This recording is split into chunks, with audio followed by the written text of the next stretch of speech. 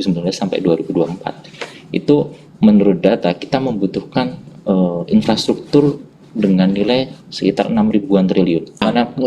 Nanti dulu Pak.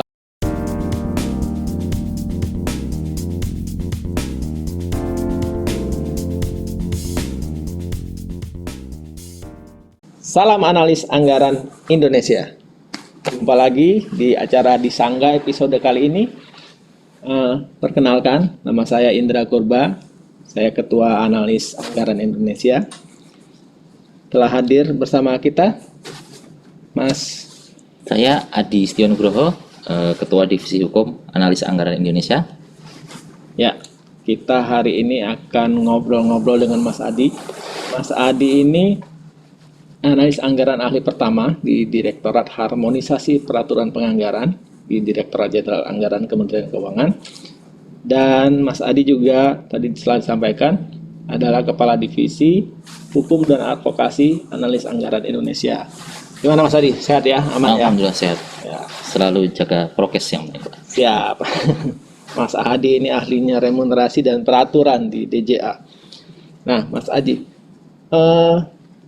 kalau kita lihat belakangan ini kan Bu Menteri itu selalu bicara value for money. APBN itu harus disusun berdasarkan value for money gitu kan. Setiap rupiah uang kita itu harus dibelanjakan dengan tepat gitu kan, dengan efisien, dengan efektif.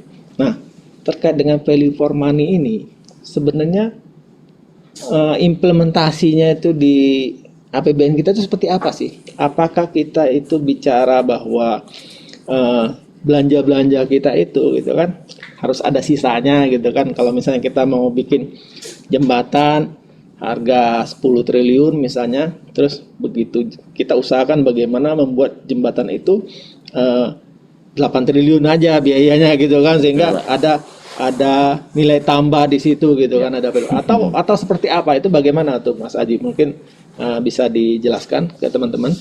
Ya, terima kasih Pak Indra. Jadi betul sekali apa yang disampaikan Bu Menteri ya. Jadi APBN kita ini kan besar ya.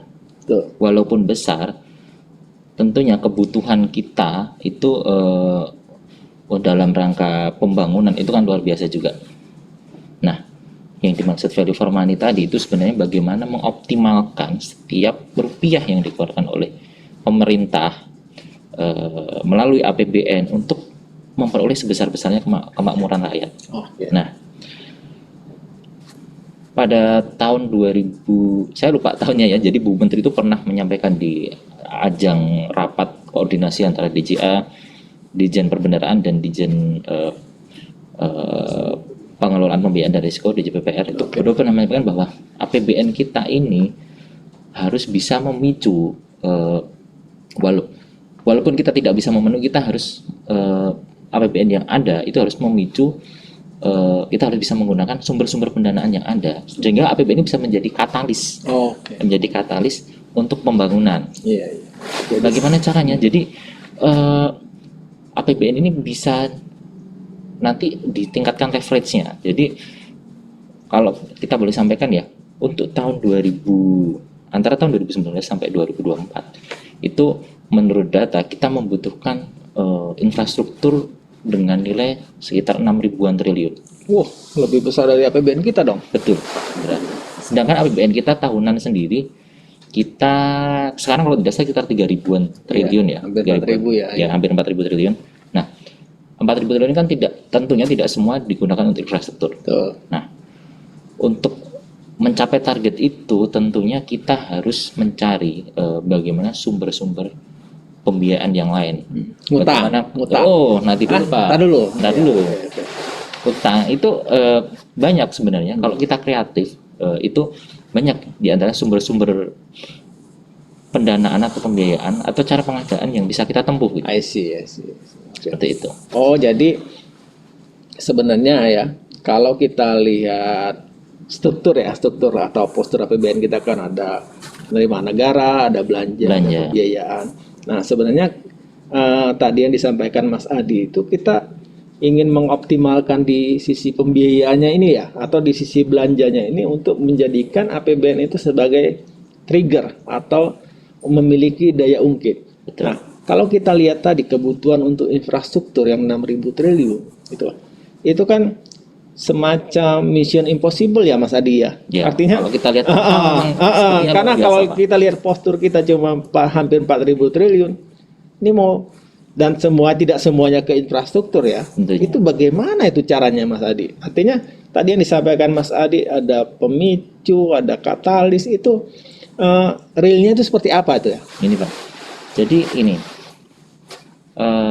kita mengenal sebenarnya berbagai cara untuk bagaimana mengoptimalkan APBN yang kita punya ya, yang kita bisa sediakan. Nah, salah satu cara untuk dalam kita mengadakan infrastruktur itu adalah kerjasama antara pemerintah dengan badan usaha, atau kalau istilah asingnya itu kita bisa biasa mana dengan PPP, Public Private Partnership. Public Private Partnership. Jadi Ya, Pak Indra. publik dengan swasta, artinya negara dengan swasta itu berpartner gitu. Iya, bekerja sama, Pak. Jadi KPBU ini adalah bagaimana KPBU apa tadi? Nah, kerjasama pemerintah dengan badan usaha. Oke, sip. Nah, KPBU ini adalah kerjasama antara pemerintah dengan badan usaha, di mana nanti terjadi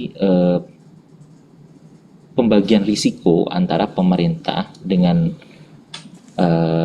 badan usaha untuk pembangunan baik infrastruktur maupun penyediaan layanan. Jadi tidak hanya terbatas di penyediaan infrastruktur.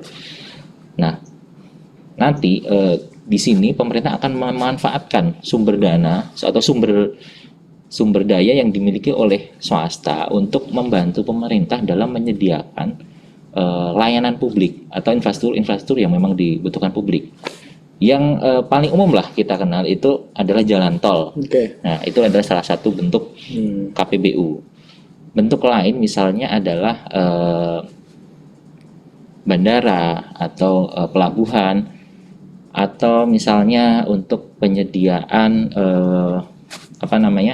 bisa juga untuk infrastruktur sosial, misalnya untuk pembangunan di universitas atau pembangunan rumah sakit, itu bisa melalui KPBU seperti itu, Pak. Menarik sekali. Jadi mungkin ini yang banyak masyarakat belum tahu ya. Artinya pola pembiayaan, bagaimana pemerintah itu mengelola APBN, itu kan yang viral itu hanya utang, tapi ternyata enggak. Itu artinya kalaupun kita melakukan utang itu sangat produktif ya. Terukur, Pak. Terukur dan produktif karena banyak regulasi-regulasi yang mengaturnya dan banyak koridor-koridor yang menjaga keamanan utang kita itu.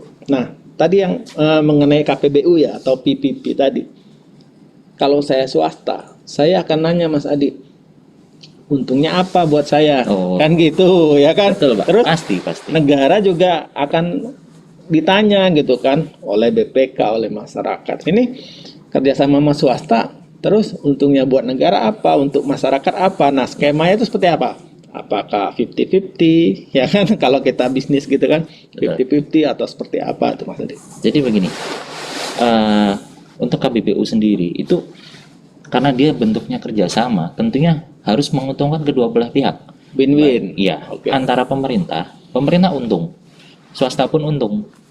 Dari segi pemerintah, kita kan pemerintah pasti punya target-target untuk membangun, terutama untuk layanan masyarakat ya, membangun infrastruktur dalam rangka pelayanan masyarakat. Infrastruktur ini tentunya nanti juga akan diharapkan akan memicu pertumbuhan ekonomi, akan membantu pertumbuhan ekonomi juga, karena dia akan begitu infrastruktur satu dibangun, dia akan memicu terbentuknya pusat-pusat pertumbuhan ekonomi yang baru. Multiplier ya. Multiplier efeknya banyak. Itu dari segi pemerintah. Di satu sisi untuk membangun itu pemerintah kan seperti Pak Indra tadi tahu bahwa APBN kita terbatas. Kita tidak mungkin untuk membangun semua infrastruktur itu melalui APBN. Nah, jadi pemerintah kan tentunya akan membutuhkan itu, dan karena pemerintah membutuhkan, kita bisa bekerja sama dengan pihak swasta.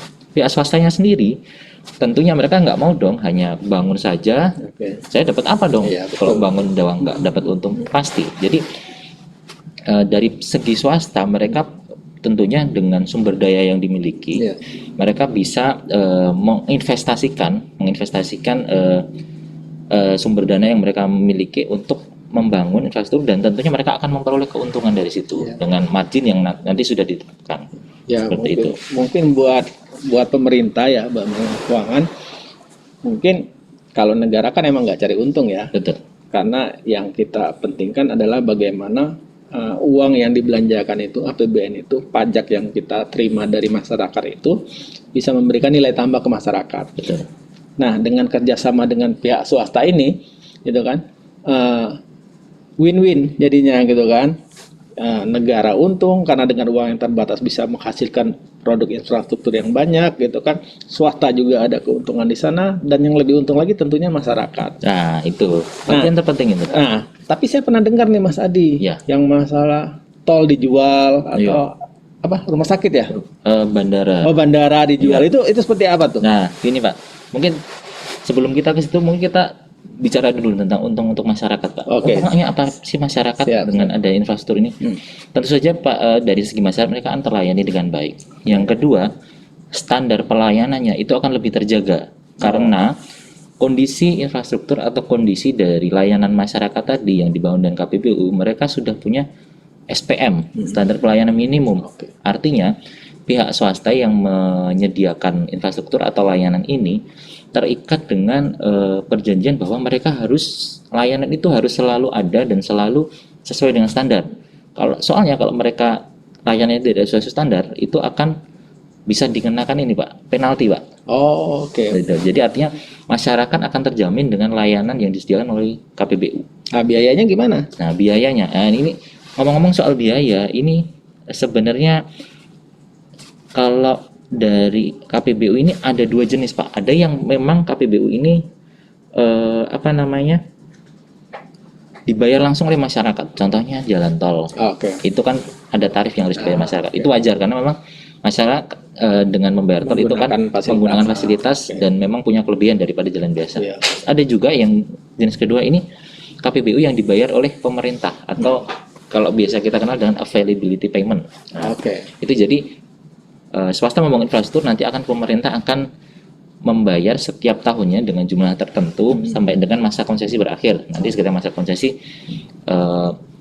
akan kembali ke pemerintah. Sama dengan sebenarnya tol juga itu, ketika dia dilelang kemudian dibangun swasta kemudian dioperasikan, pada akhir masa itu akan dikembalikan lagi ke pemerintah. Seperti itu. Jadi aset pemerintah ya? Aset pemerintah. Jadi semua KPBU itu asetnya tetap oleh pemerintah. Nah, tadi Pak Indra ngomong kok ada tol yang dijual, ada bandara yang dijual. Nah, ini sebenarnya begini Pak, karena pihak swasta terutama itu ada yang memang spesialis untuk membangun Pak, membangun konstruksinya KPBU. Jadi mereka memang dari awal mereka memang sudah ahli atau memang sudah berpengalaman untuk mengelola risiko-risiko yang timbul dalam pembangunan. Nah, ketika sudah selesai, sudah berjalan, ini ada nih tentunya investor yang memang dia tidak mau menanggung risiko untuk pembangunan, untuk commissioning. Nah, ini mereka akan terjun investor ini untuk ini sudah jadi ya nih, karena saya mau dapat untung juga, karena KPBU ini menguntungkan Pak. Kalau nggak menguntungkan untuk swasta, nggak mungkin akan orang banyak investor yang mau terjun ya. Nah, kalau dijual itu artinya begini, hak pengelolaannya itu dijual dari istilahnya mitra kerjasama yang swasta tadi dijual ke mitra yang lain. Itu proses yang sangat wajar gitu. Dan itu bisnis to bisnis berarti betul, bisnis to bisnis. Dan itu akan sangat ada efek bagusnya sebenarnya, karena begitu nanti dijual ada investor baru masuk, otomatis ada dana segar baru dari investor ini bisa dipakai lagi untuk pembangunan KPBU yang lain, pembangunan infrastruktur yang lain. Artinya itu ada recycle asetnya, seperti itu Pak. Nah, mungkin ini Mas Adi, mungkin terakhir ya. Artinya dengan tadi banyaknya keuntungan ya, terutama untuk masyarakat gitu kan, untuk APBN juga, untuk si swasta juga investor. Kemudian dengan kebutuhan kita 6.000 triliun infrastruktur itu, kira-kira skema KPBU yang sudah disiapkan oleh pemerintah ya, Kemenq dalam hal ini, itu kira-kira sampai berapa tahun lagi nih kita pakai KPBU nih? Ada nggak itu timeline-nya atau ada rencana strategisnya KPBU, atau memang ya syukur-syukur kita nanti akan pertumbuhan ekonomi kita maju gitu kan, sehingga semuanya bisa dari APBN. Itu kira-kira ada nggak tuh? Jadi begini Pak, KPBU ini kan tentunya akan terus berkembang Pak, sedangkan kebutuhan untuk infrastruktur tentunya untuk tahun ke tahun pasti akan terus berkembang. Nah ini justru ke depan itu peranan pihak swasta atau pihak di luar pemerintah ini akan terus ditingkatkan Pak, karena APBN itu sekali lagi akan digunakan untuk hal-hal yang memang dia harus dibiayai dari APBN. Jadi untuk yang pembangunan yang sifatnya nanti bisa dikerjasamakan, itu justru kita dorong untuk kerjasama, karena nanti APBN bisa diarahkan ke hal-hal yang memang misalnya tentang untuk sosial atau untuk pendidikan, untuk kesehatan, seperti itu Pak. Artinya nanti ini akan terus berkembang dan itu tidak ada batasan sih untuk yang penting, tapi ya ada satu yang kita perlu kelola, itu risikonya Pak. Oke. Risiko ini kan sebenarnya untuk KPBU ini ada risiko yang langsung dan tidak langsung. Risiko langsungnya tentu saja kita harus menyediakan biaya untuk penyelenggaraan KPBU ini. Oke. Dan kita sendiri saat ini Pak, untuk biaya ini sebenarnya sudah ada istilahnya ada fasilitas dari pemerintah untuk pelaksanaan KPBU ini, yaitu ada PDF dan VGF. VGF ini Viability Gap Fund. Jadi dia kalau misalnya untuk suatu proyek yang memang dia secara ekonomis layak, tetapi untuk secara finansial kurang layak, ini kan butuh dukungan pemerintah. Jadi itu ada fasilitas pemerintah. Dan satu lagi adalah Project Development Facility (PDF). Itu artinya nanti Kementerian Keuangan itu akan memberikan asistensi kepada kementerian lembaga yang akan menyelenggarakan KPBU untuk memulai proyek atau untuk memproses. Nah, karena proyek KPBU ini karena nilainya besar sekali Pak, untuk satu proyek itu bisa ratusan miliar bahkan sampai triliunan, dan ini risikonya besar, tentunya kita harus hati-hati dalam penyiapan. Untuk itu Kementerian Keuangan sendiri menyediakan fasilitas itu untuk tetap menjaga risiko-risiko yang timbul itu tetap terkontrol gitu Pak.